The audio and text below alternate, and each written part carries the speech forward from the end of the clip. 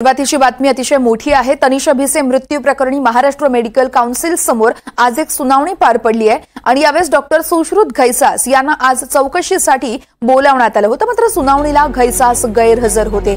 ईमेलद्वारे सुनावणीला येणार नसल्याचं त्यांनी कळवलं आणि त्यानंतर भिसे कुटुंब चांगलेच आक्रमक झालंय।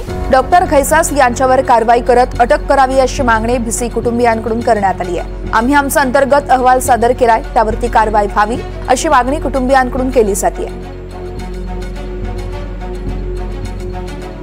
सुश्रुत घैसास हे आले नाही, त्यांनी वैद्यकीय समितीला त्याबाबत कळवलंय। त्याच्यानंतर आमच्या मागण्या ज्या आहेत त्या सगळ्यात महत्त्वाच्या की डॉक्टर सुश्रुत घैसास आणि समिती सदस्यांवर वैद्यकीय नोंदणी रद्द करण्याची प्रक्रिया तात्काळ सुरू करावी। त्यांच्यावर व्यावसायिक गैरवर्तन व कायद्याच्या उल्लंघन खटले दाखल करावे। मूलभूत हक्कांचे उल्लंघन केल्याबद्दल आणि हिपोक्रेट शपथ आणि नीती नियमांचे उल्लंघन केल्याबद्दल योग्य ती कायदेशीर शिस्तभंगाची व नागरिक स्वरूपातील कारवाई करण्यात यावी।